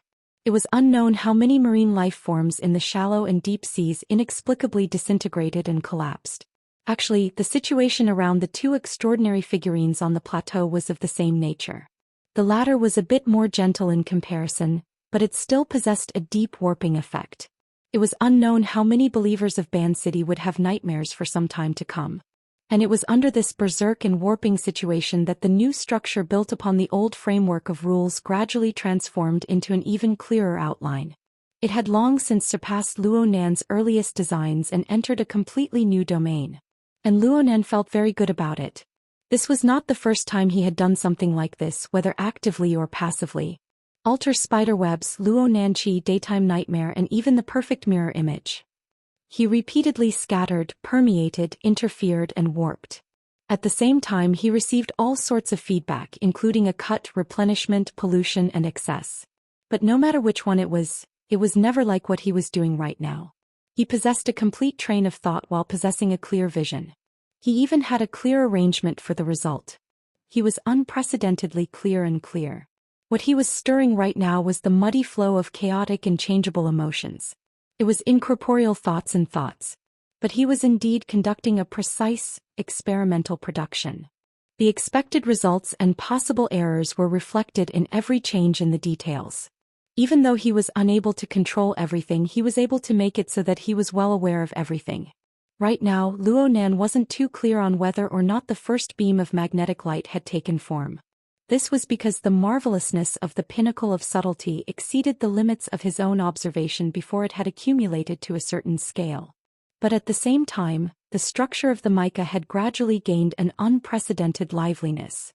During the painful transformation, the structure of the mica took the initiative to stretch its body between the sea and the sky. It gathered clouds and rain, stirring up enormous waves, and made contact with this world. It experienced a rather novel sensation of touch. It quickly absorbed and integrated the complex information of the external world. It was clear what was related to it and what could be entered. From Luonan's perspective, the hazy mist between the sea and the sky had already wrapped the jadeite light within. It was released as if it was swallowing and spitting as if it was playing with it. Luonan looked inside this metal box on the sea. He looked at the life forms, whether strong or weak, but they were all gorgeous and colorful. He looked at how they converged and operated on a special level. He was curious and drooling with desire.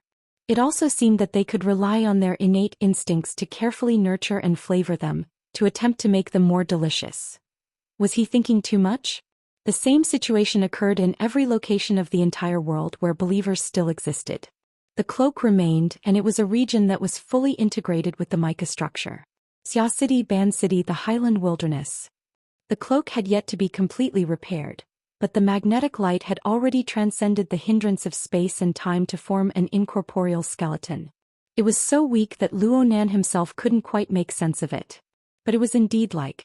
At the very least, the mica structure it affected and interfered with was indeed like a life form that possessed self-awareness. It used its unique perspective to explore this world, to search for the conditions and space for survival in an even broader domain. At this level, it was more and more in line with Luonan's imagination and expectations, whether it was from the perspective of conventional empirical logic or from the harsh standards of superconfiguration theory. Magnetic light mica. Chapter 1092. Was this the magnetic mica jellyfish? Luonan didn't have a definite answer for a time. Even though his mental observation could be said to be at the apex of Earth, it was still extremely strenuous for him to capture more details within this marvelous magnetic structure and even decisive evidence. This was determined by the breadth, precision, and level of perception. Luckily, Luonan still possessed a fundamental advantage when compared to others. This marvelous existence was something he had created based on the basic design of the school of fantasy. He had combined it with actual examples to produce it step by step. He didn't rely on external machines on the production line he had established. Instead, he relied on the provisions of the laws. A crashing sound rang out on the mental plane. The heavily chained crow hummed just like how it controlled the wraith sign in the past. It followed the special laws and regulations to permeate into the subtle and complex magnetic structure, attaching and controlling it step by step. The existence that was gradually becoming intelligent, let's call it the magnetic mica jellyfish. It instinctively rejected this situation, but it didn't know how to resist in its naive ignorance. In the end, it allowed the heavily chained crow to penetrate through the lock layer by layer, forming a firm bond with Luonan. From the perspective of the magneto-mica jellyfish, it shouldn't be able to understand the meaning of these fetters. It just followed its natural reaction, following the fetters and projecting its unique probing antennae in the opposite direction to point at Luonan. In this instant, the special clairvoyance pierced through the cloud layers of the globe, pierced through the projection path of the water vapor fake, and even pierced through Luonan's original frame of body and soul on the yacht in Ban City. It pointed straight to a deeper level that even Luonan himself wasn't too clear on. According to Luonan's current superficial understanding, it should belong to the fantasy layer referred to by superconfiguration theory. It formed the core of the laws of superconnection and superinterference, pointed straight to the fundamental structural method that made Luonan. Yes, Luonan was searching for an answer from a book. In any case, the magnetic mica jellyfish carried out a warping effect on such a level. It disintegrated, reconstructed all things, and even broke through the barriers of space and time. It constructed a completely new connection that surpassed imagination. Since it possessed this kind of ability, it was necessary to possess the corresponding sensing foundation. At this moment, the magnetic mica jellyfish already manifested its transcendental talent and insight. It was because of this transcendental determinism that the magnetic mica jellyfish was destined to be born with a way of existence, growth path and corresponding thinking and behavior pattern that was completely different from the normal life that humans understood. The mutual clairvoyance between Luo Nan and the magnetite mica didn't have much of an effect on the magnetite mica, which was practically a blank piece of paper right now. It just had an additional channel to gather information. For the magnetite mica's inconceivable wide-area perception ability, it was better than nothing. But for Luo Nan, he needed to learn and analyze if he wanted to thoroughly understand it. At the same time, the interference effect formed by the magnetic photon mica's clairvoyance naturally led to a reverse pressure. It made Luo Nan's body, which was already not that sturdy to begin with, sway a bit. This was troublesome. This gave Luo Nan a reminder. Right now, the larvae of the magnetic photon mica jellyfish that had just been ignited still had a long way to go before it was complete, but it was already showing signs of growing. It would take some more time to grow. If the difference between the two sides was too great, even as the producer and controller, the final result might not be very good. It wasn't that the magnetite mica had any ill intentions towards him, but when the target was too big and of a high level, some damage was simply unintentional. It was like a slow-moving elephant crushing a tiny ant under its foot. Alexander. So he had actually hatched such a dangerous thing. For this reason, Luo Nan needed to properly sort out the structural relationship between the two sides. Of course, the hatching brought even more benefits. Absolutely great benefits. Luo Nan thought of 4 things right now. At least 4 things. The first was obviously the inconceivable ability of the magnetite mica jellyfish itself.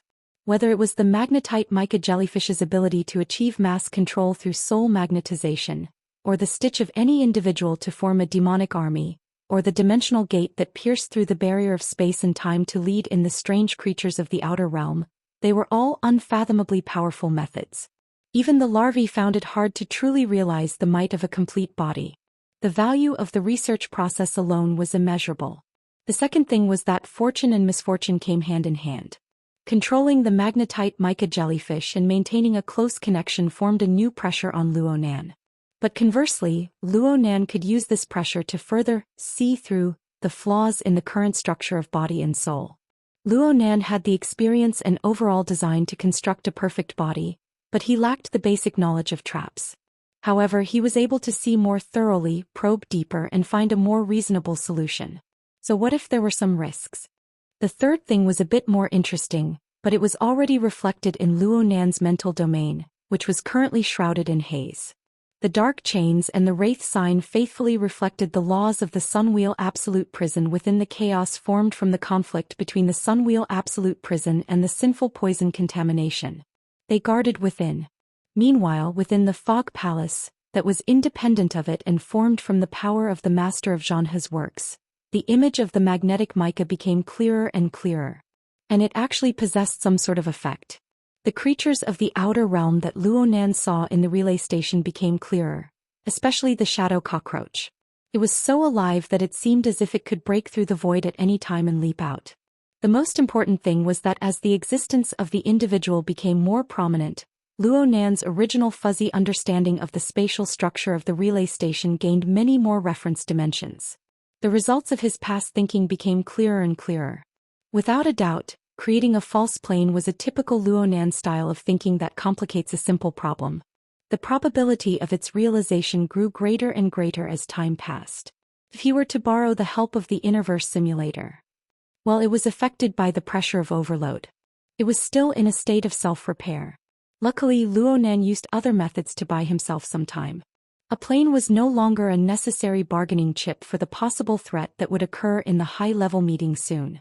But Luo Nan would not lower his requirements for it. This was because this was one of the best tools to deal with the deep blue world in Liwei. There was also the fourth benefit. Luo Nan had already begun to experience a portion of it. It was the wide-area high-level perception of the magnetite mica. Frankly speaking, Luo Nan had yet to figure out what was going on with the magnetite mica's perception. It seemed to be related to electromagnetism, but it was merely something on the surface. After all, his knowledge reserves were insufficient.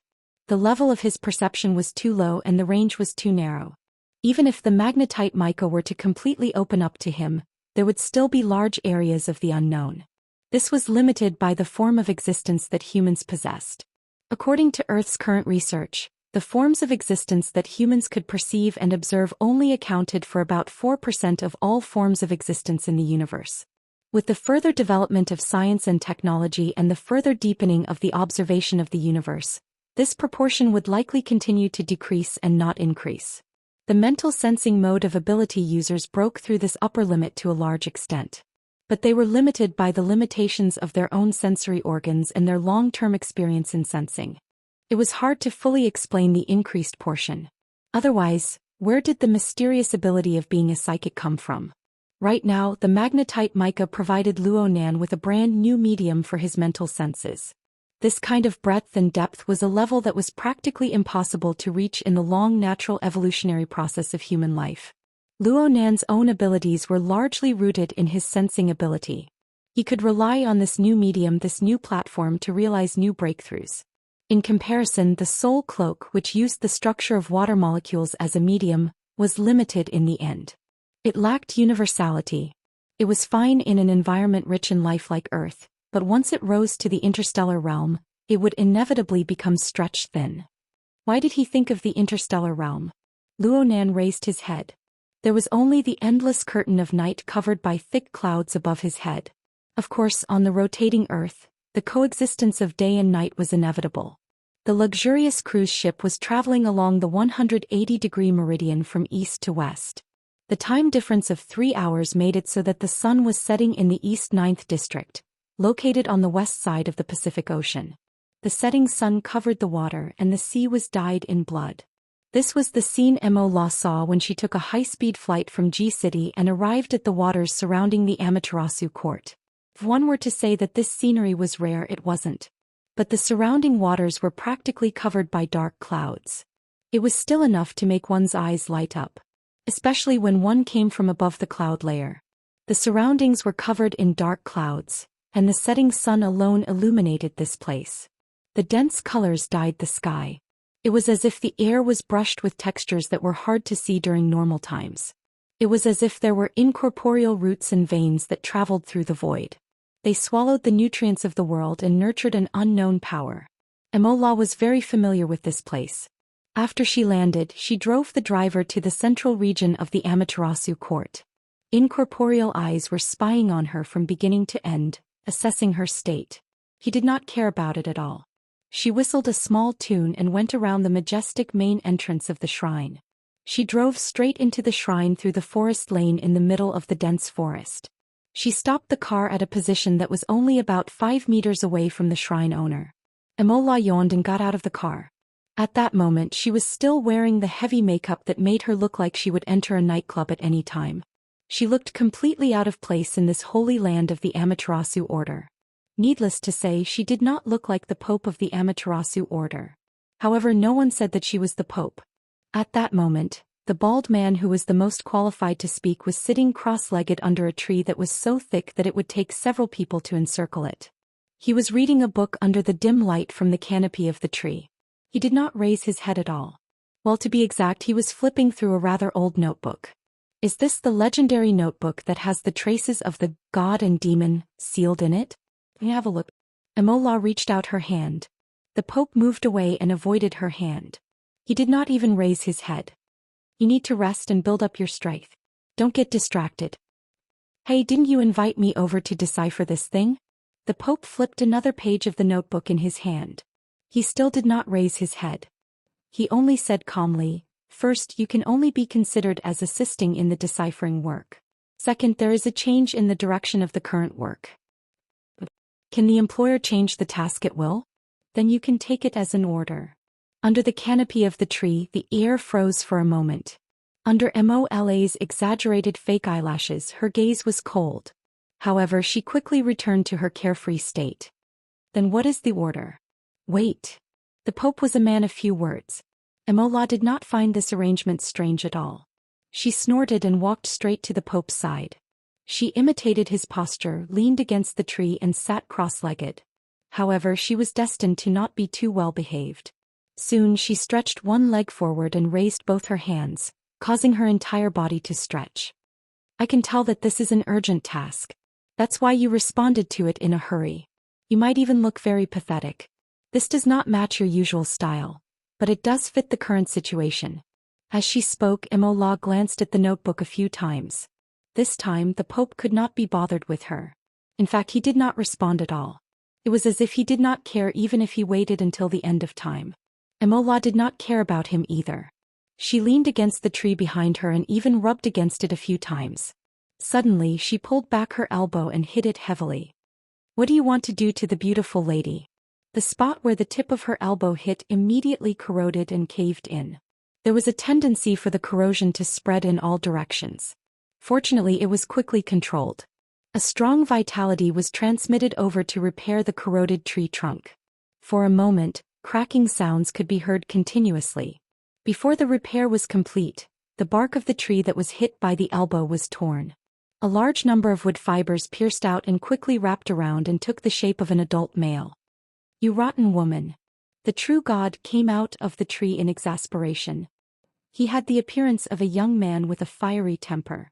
He was tall and strong, but when the dense wood fibers were molded, they formed a large number of patterns. Occasionally, natural spots would appear on the surface, giving people a feeling that he was almost old and inhuman. After this person appeared, he only needed to extend his hand to smash Mortal's head. However, the latter did not care about this at all. He continued to lean against the tree trunk and squinted his eyes. He was a typical, catching up on sleep, after a night of wild indulgence. He only muttered between his lips and teeth. Do you look more like a tree or a person now? If it's the former, I won't say anything. If it's the latter, then treat this elbow as my congratulations to you. His voice gradually faded away. The true god lowered his head and stared at Immortal using a human's method. For a few seconds he did not speak. The Pope turned another page and spoke leisurely. You can't really be treating her as a rotten animal, right? Who doesn't love fresh ingredients? The true god cast a sidelong glance at his father. Is there a need for you to beat around the bush?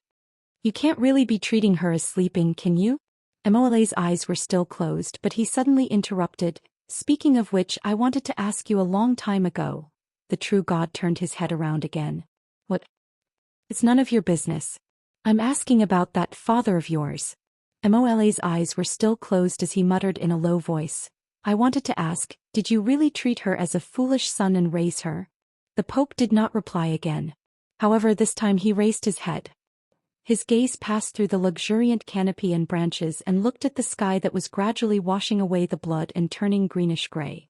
He was so engrossed in his gaze that it was as if he wanted to capture the faint light that belonged to the stars. Chapter 1093. In low Earth orbit about 400 kilometers above the Earth's surface, the Jade Dragon was silently operating.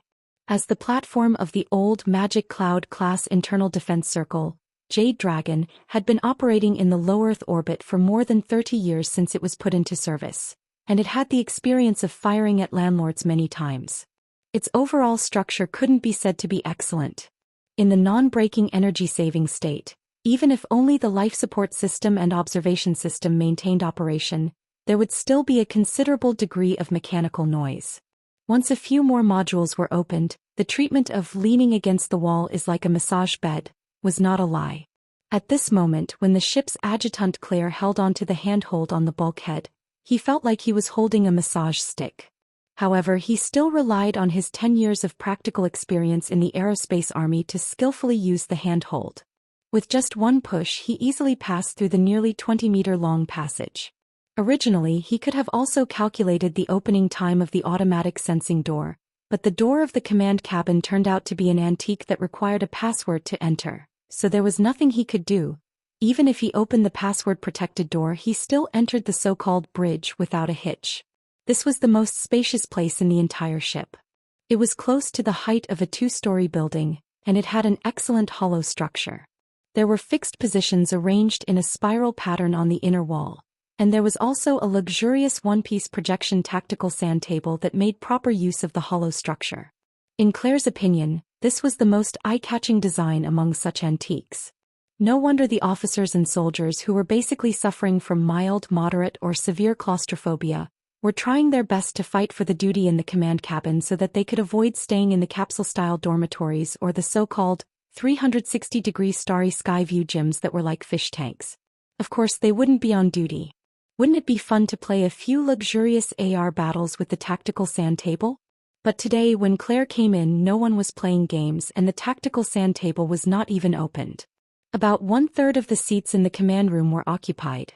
It seemed that they were also doing something important and the indicator lights flickered. Claire glanced at it as if the main engine was heating up. "Good day, Commander." Claire retracted her gaze and floated to the command seat. She entered her seat and greeted Major Cao Kai, who was seated beside her. Cao Kai and Claire were both in the prime of their lives. In contrast, Claire looked slightly older, largely because of his prematurely thinning hair. However, in this weightless environment, Cao Kai's overly casual sitting posture made him look lazy and lethargic. In the face of Claire's greeting, Major Cao Kai seemed to be a bit distracted. After 2 seconds he replied, "Is it daytime in Bu City? It's going to be nightfall soon in Ban City." Ban City? Claire was stunned. Although he was greeting in the time of his hometown, Bu City, Major Cao Kai should be from Hu City. Fortunately, he looked at the operating chart of the platform and quickly understood. According to the trajectory of the airship, they would arrive in the sky above Ban City in about a few minutes. If the officer was willing to chat, the adjutant would certainly accompany him. "I haven't been to Ban City yet. I heard that the ruins at the bottom of the lake there are very spectacular. It's a holy land for diving enthusiasts." "That's Beishan Lake." Major Cao Kai's words were a bit erratic, as if there was a bit of emotion in them. His fingers unconsciously fiddled with a crystal ball that was slightly larger than a fist floating and rolling on his fingertips. In fact, it was a fully sealed fish tank with a mini octopus sealed inside. It was a strange, translucent species. Claire's gaze drifted in that direction. As far as he knew, this was transported in the name of scientific research, and fell into Major Cao Kai's hands with borrowing procedures. In the end, it became a pet. Strictly speaking, dozens of people in the scientific research, logistics, and command system could suffer together, but who would care? The Magic Cloud class was an old-fashioned airship platform. Its most glorious days had already passed. Back then, they were used as space artillery platforms to bombard the nests of mutants from afar and clean up the tyrannical mutants in the atmosphere. They had made an immortal contribution to the construction of the human defense system in the era of mutation. But now, compared to the younger generation that could freely sail in the solar system, they were indeed old and could only exist as training ships and retirement ships. The Jade Dragon was especially unfortunate, because it had to take care of research projects that could be used for both military and civilian purposes. It even lost the qualifications to train new recruits. Now, all that was left here were all floating personnel who had been transferred over according to procedures. They had enough seniority and were ready to be promoted or retired. His commanding officer, Major Cao Kai, was an unlucky guy who was about to retire when he was in the prime of his life. Only God knew why. In such an environment, no one would care about such a small detail. In fact, in space life where birds were no longer used to the outside world, anything new and interesting would be pleasing to the eye. Even Claire himself was a bit moved by the little thing that had survived in the sealed fish tank. He was already thinking that after Major Cao Kai got tired of it, maybe he could borrow it and play with it for a few days. Of course, he couldn't do it now. In fact, as an adjutant, he had only been transferred here for a few days and wasn't close enough to Major Cao Kai and his old subordinates. For example, right now he hesitated for a moment before deciding to make a small joke to close the distance. If it's Sakura City, Sir should have a special memory there, right? Very special. The corner of Cao Kai's mouth twitched, then he took the initiative to change the topic. "You're not on duty right now. What's the matter?" Claire shrugged. "It's just a little sensitive to the idle jitter." "Are we going to apply the brakes?" "Yes, the altitude of the platform's orbit is currently 392 kilometers. The Research Institute hopes to raise it to more than 428 kilometers to optimize the observation angle. The ground process has been completed." The words of the sugar daddy were indeed useful. Of course, Claire didn't say this out loud. After all, the sugar daddy who paid for 75% of the platform's operating costs had the right to be respected. Claire didn't take this seriously. For the aerospace army, it was already the interstellar era. This kind of old platform was nothing compared to those ships that cruised freely in the solar system. A simple maneuver of a few hundred to 1,000 kilometers was nothing. Do you need me to do anything? It's not like you're on duty. What can I do? Major Chao Kai said casually. Claire was a little embarrassed. She could only explain in her heart that this was probably a sign that the relationship between the two sides was closer. Fortunately, Major Chao Kai had a follow-up. Since you said this just in time, help me supervise them to do the overall heat engine test. In addition to the engine, the other systems also have to be temporarily awakened. Clarify the status and form a report with the test results. This is probably the last document I'll sign in the military. Claire really didn't know how to respond. She could only reply, "Yes, sir." At this moment, the sergeant in the opposite seat reported, "The main cannon power test has been completed. Do you want to continue charging?" Claire was shocked. Main cannon. Chapter 1094. The main cannon of the Jade Dragon wasn't actually a cannon at all. The Magic Cloud-class internal defense ship platform was known as a space-based weapon platform. In fact, it was limited by the conditions of the past. It was only equipped with two types of weapons according to its two main functions. One was an electromagnetic railgun used to lock onto the troublesome mutants that cruised in the upper and middle layers of the atmosphere. It had astonishing single-target killing efficiency. Everyone was used to calling it the secondary cannon. The other type was a weapon of mass destruction that was specially designed to target the mutant nests in the wilderness and the extremely powerful mutants that were beyond imagination. It was the so-called main cannon. The main cannon charging that the sergeant mentioned was strictly speaking to charge the launcher.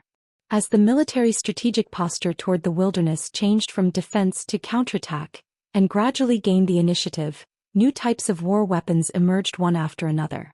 The Magic Cloud-class platform had basically withdrawn from the front line. Now it was only engaged in scientific research, shooting birds and helping to clear high-altitude routes.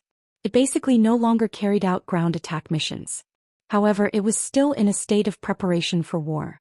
The ammunition base was reduced by half, and there was still one round of ammunition for the main cannon. Claire wasn't worried about anything else.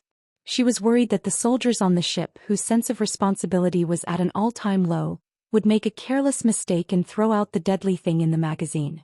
It wouldn't explode. Without authorization from the ground, this thing was just a lump of iron. However, if it really floated in the atmosphere, they would immediately become the joke of the aerospace army. At the same time, the aerospace army would also become the joke of the entire Earth. Although there was a high chance that many people wouldn't be able to laugh. In fact, there was already a precedent for this kind of situation where people couldn't laugh. Sir, during the dark side exercise, last year. You mean the Yoda incident? Major Chao Kai understood instantly, but he had no intention of changing his order. On the contrary, he undid the fastening buckle on his chair and floated up. During this time he casually pushed the crystal ball toward Claire, who instinctively reached out to grab it. So, I need my adjutant to focus. You stay here and watch for a while. I'll go clean up the internal affairs. Sir. What else could Claire say? Moreover, looking at the translucent octopus that he suddenly obtained, he felt that this was really a pleasant surprise. Normally, he would only take a few glances at this little thing from afar. This was his first time seeing it up close. He spun the crystal ball and the little thing inside also spun as if it was enjoying it. How did it survive? Claire had no clue at all. After two more shakes, the water sealed inside had already formed a whirlpool. This time the little octopus instinctively went around and stuck close to the inner wall. It just so happened that its head and one of its eyes were squeezed here. Through the light of the water, it twisted into a rather absurd expression and looked over. The two of them stared at each other. This little orange-red thing was an octopus larva. Its tentacles weren't obvious and it looked particularly adorable. However, the structure of its eyes was a little strange. Amidst the flickering watery light, it looked a little dazzling and blurry. If one looked at it for a long time, they would feel a little dizzy. Interesting. Claire was even more determined to ask Major Chao Kai for it. This time she wasn't just playing with it. She was going to ask for the exact same one. After all, Claire had an above-average sense of responsibility. She diverted her attention and quickly returned to business. After all, he was different from Major Chao Kai. He was a transient personnel, not a retired personnel. He had accumulated enough seniority as an adjutant, and there was still a bright future waiting for him. Claire was very attentive to the task Major Chao Kai had arranged. He unconsciously played with the crystal ball while opening the tactical sand table. The large projection space that was transparent from top to bottom showed the monitoring diagram of the entire ship. He focused on the system module related to the main cannon. After confirming that there were no abnormalities, he let out a sigh and continued to check the other modules. Speaking of which, Major Chao Kai's suggestion of heat engine testing was quite necessary. There hadn't been any combat missions in the past 2 years. With just the lightweight operation of the auxiliary cannon, some problems couldn't be discovered. For example, the research institute that was under their jurisdiction had actually secretly changed the backup information circuit. They should have stolen a part of the computing power of the platform. This was a F*King serious problem, alright? What was Myra the chief mechanic doing? If Claire was the chief officer, he would have immediately scolded Myra, but he wasn't, so he could only write it down first and report it to Chao Kai later. Also, hey number 3. Claire directly reminded, that lock-on operation is redundant. The tactical sand table faithfully reflected the operating status of each system module. It also pushed some highly sensitive changes to the core work area. Claire glanced at the map of the target area displayed on the sand table and half-jokingly reminded, if you really want to bomb Ban City, the location is also off. It's the North Mountain Lake area. The tactical nuclear bomb in the magazine only has a yield of 50,000 tons. It can't even cover the surface of the lake. Number 3? The person who answered Claire was the silent back of the number 3 non-commissioned officer. The silence lasted for at least 5 seconds, and from the second, Claire felt that something was wrong. In fact, during this time, other than the non-commissioned officer operating the main cannon in the opposite position, the one who had previously reported that the main cannon was energized, the other people had remained silent and didn't make any movements. It had been like this since he entered the command cabin. As for the one in number 3, even though he was scolded in the face, he didn't make the slightest sound. No. Claire reached for the electric beam gun at his waist. He didn't want to do anything. He still didn't understand what was going on. This action was just an instinctive reaction. But halfway through his hand he realized that he was still holding the crystal ball in his hand, so he was stunned. It was also at this moment that his palm inexplicably felt cold, as if something cold and sticky had penetrated the outer wall of the crystal ball and made contact with him.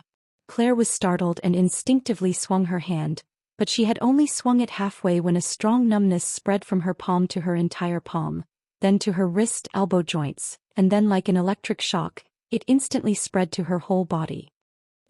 Claire uttered a meaningless syllable and froze in his own seat. The fixed buckle locked his body, allowing him to maintain his previous sitting posture. There was no difference between him and the silent people in the seats. In the weightless environment, the crystal ball floated from his numb palm. The mini octopus swam inside as if it was controlling everything. Claire really suspected that the paralyzing toxin that was raging in his body was the masterpiece of the mini octopus. If that was the case, the door of the command cabin opened again and Major Chao Kai, who had gone to clean up previously, came back in. The Supreme Commander of the Jade Dragon turned a blind eye to the scene in front of him, as if this was the norm on the ship. He didn't go to retrieve the floating crystal ball either. Instead, he returned to the command seat and began a series of operations. Claire, whose neck was stiff, didn't even have the strength to turn his head. He couldn't see the situation above his side and could only hear the continuous short prompts. On the tactical sand table, the light and shadow changed. The previously prominent target became clearer and clearer, and round after round of operations were carried out around it. Crazy, crazy. Claire's already somewhat numb throat made a vague sound. At this time, even if he was a fool, he could guess what Chao Kai wanted to do. A surge of blood rushed up his throat, making him roar. Sir, Chao Kai, is your brain eaten by bugs? Claire didn't know why Chao Kai did this and why he did such a meaningless, stupid thing. You're joking, right? Without authorization from the ground, even if you forcibly put a nuclear bomb on the launcher, it will only be a lump of iron. At most, it will explode in the thermosphere. Apart from a little bit of nuclear pollution, what else can you do? Chao Kai didn't say anything and continued the corresponding operations. Claire looked at the various commands and authorization interfaces on the tactical sand table, and his eyelids twitched violently. He really couldn't understand it. Under normal circumstances, it would require 7 to 8 people to work together. How could Chao Kai, a single person, including the obviously problematic operator of the main cannon, be able to move it with just 2 people and at such a high speed? Moreover, at least 2 links that needed to be reported to the ground were inexplicably skipped. All the authorization locks and security doors were useless. There are also accomplices on the ground? Or is Chao Kai himself a super hacker who has hidden his strength? Thousands of thoughts and thousands of doubts finally turned into one sentence. Why? After saying this, Claire's mind became clearer. The reason why he asked was that he really didn't understand, and he also wanted to delay and wait for changes. Chao Kai still didn't respond and only focused on operating. Claire could only try to find something to say, trying to fight against the numbness in his throat and mouth. Let me guess, it's because you want to retire? Early retirement? Yes. Chao Kai unexpectedly spoke, and his answer was especially straightforward, just like the beeping sounds of his subordinates. What kind of damned reason is that? Is that the reason you want to bomb Ban City and take revenge on society? First of all, I'm not bombing Ban City. Second, I'm not taking revenge on society. Chao Kai's voice didn't have the previous lazy and casual tone. My target is, as you can see, the Ban City trade zone on Beishan Lake. The target of my revenge is also there. Huh. Didn't I say that? I didn't say that because I'm a secret recipient of the mutation infection, there's a so-called infection threat, and then I'll be forced to retire? I really forgot to tell you. Mutation. Claire really didn't expect it to be this domain. If it's the same for everyone then it's fine, but do you have it in Bu City? Oh, you're in Europe, then in East Asia, Spring City. That guy in Spring City has become a hero and star. Not to mention the New World. Why did I have to do this in Hu City, a place like this? Directly report to the military? Claire really wanted to shout, this might just be a reason for someone to mess with you. But what's the point of discussing this? In contrast, Chao Kai's target was Ban City, which was even more unreasonable. Hu City messed with you, so you're taking revenge on Hu City. What does it have to do with Ban City? My wife and children are all there. This reason was so powerful that Claire was suddenly speechless. Of course, this is only one of the reasons. Chao Kai completely opened up a chatterbox and his words flowed without end. Discrimination against the mutated infected has never been an exception, and it's not targeted at me personally.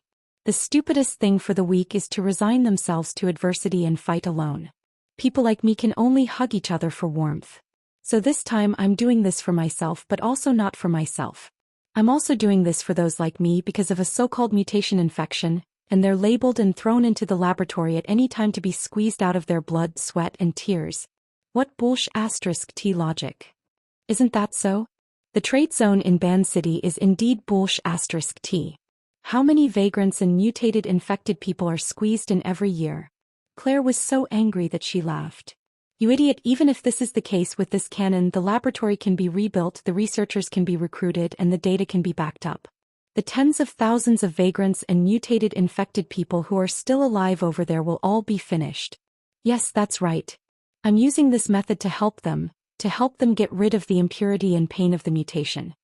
Claire was stunned and finally realized the extremely absurd point. Even you are discriminating against yourself. I don't deny it. Chao Kai's tone was very calm. Some people are intoxicated by the ugly power and existence of the mutation, but we are not. Our church pursues the divine kingdom that is constructed together with the power of the soul. We want to use the torrent of holy light in the divine kingdom to cleanse the mutated superfluous and malignant tumors of matter. Cult. Whatever you think. The soul church. Claire's thoughts went one step deeper. The military had to screen and report the churches on the list of illegal religions, and constructing the divine kingdom of the soul together was the symbolic doctrine of the soul church. This was also one of the most active illegal churches recently. Chao Kai tacitly agreed. Claire only had the strength left to laugh bitterly. The military intelligence and the investigation department must be eating sh*t. You want such a lunatic who believes in a cult to be the commander of a ship?